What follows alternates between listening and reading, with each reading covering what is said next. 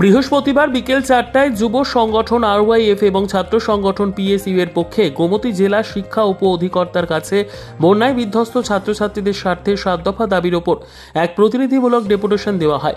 প্রতিনিধি দলে ছিলেন বরুণ সরকার, মঞ্জয় ধর, মুলকুশ মিয়া, শুভদীপ দত্ত, প্রদীপ বোস, দেবদুলাল চক্রবর্তী প্রমুখ। উল্লেখযোগ্য দাবিগুলো ছিল: বিনামূল্যে ক্ষতিগ্রস্ত ছাত্রছাত্রীদের পাঠ্য বই, খাতা কলম, ব্যাগ, স্কুল পোশাক দিতে হবে। আগামী 6 মাস রেশনের মাধ্যমে চাল, ডাল, মশলা, সয়াবিন ইত্যাদি দিয়ে ফুড প্যাকেজ দেওয়া। নষ্ট হওয়া স্কুল ঘর, ল্যাট্রিন তৈরি করা এবং ভালো করে স্কুলে ফিনাইল দিয়ে পরিষ্কার করা। প্রতি বিদ্যালয়ে প্রয়োজনীয় শিক্ষক শিক্ষিকা নিয়োগ করা। স্কুলে সচেতনতামূলক আলোচনা করা। আসন্ন দুর্গাপুজোয় প্রতিটি ক্লাব, এনজিও যেন বন্যায় বিধ্বস্ত ছাত্রছাত্রীদের যেন পুজোর বাজেট থেকে কিছু সাহায্য করে তার আবেদন করা। মাননীয় উপ অধিকর্তা দাবিগুলোর যৌক্তিকতা স্বীকার করে দাবি পূরণে আন্তরিক উদ্যোগ নেবার আশ্বাস দেন।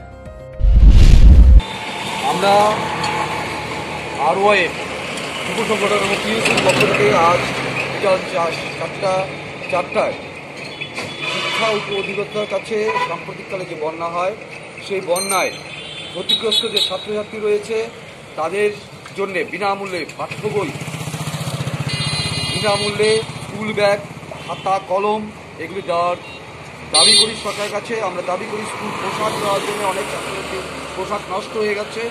আমরা দাবি করেছি যে ছাত্রছাত্রীদের যেন আগামী 6 মাস কমপক্ষে রেশনিংয়ের মাধ্যমে ফুড প্যাকেজ দেওয়া হয়, মিড ডে মিল দেওয়া হয়, শুধু একবেলার জন্য। আমরা 3 বেলায় যেন ওরা খেতে পারে তার জন্য ফুড প্যাকেজের ডিমান্ড করেছি।